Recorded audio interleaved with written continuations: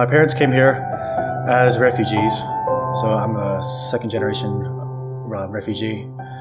They came here literally with the clothes on their backs. They had a bunch of mental problems running away from a civil war. They had to come here when they were 30 years old and just try to start a new life in a new land in the 80s. It wasn't an easy life. I was struggling, grew up in poverty, and severe poverty.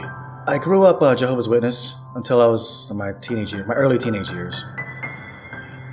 But then I left that faith, and I was just angry I just felt burnt with religion in general. So I thought that if these guys were wrong, that I figured all the religions were wrong, that there is no God.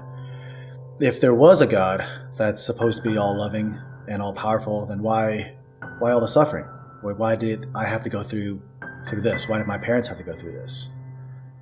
I tried to be a goody two-shoes for so long, and I was just met with nothing but misery and pain and the feelings of being a loser. I'll never amount to anything. I started drinking when I was 22.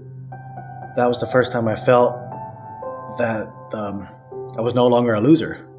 I felt like this was my answer. And I was just really numbing myself from the pain and misery of the world and my circumstances. And the drinking also led into just a different crowd.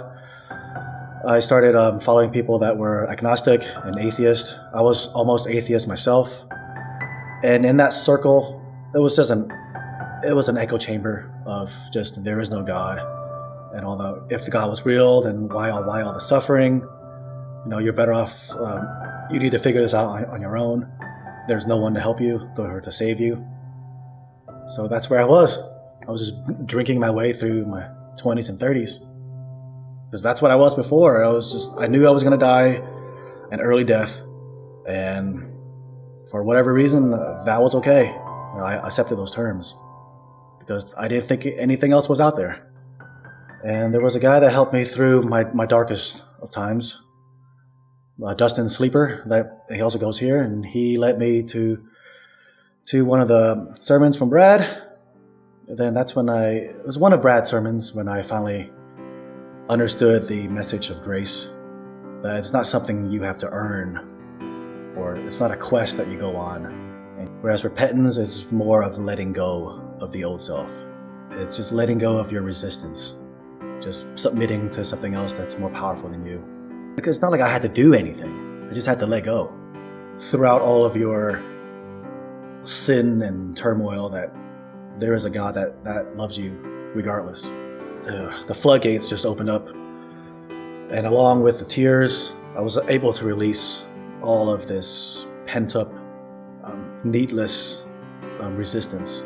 It was a letting go of the old self. The old person that was just a rebel for no good reason. I just wanted to shake my fist at the world and saying that you guys are wrong. You know, I'm right. Whatever you guys are doing, I don't want any part of it, and I'll just figure out my own path. And just letting go of that stubborn, egocentric shell of a person. There's a fire that's burning inside me that wasn't there before. You know, it's alive. I'm just no longer empty or no longer like a dead man walking.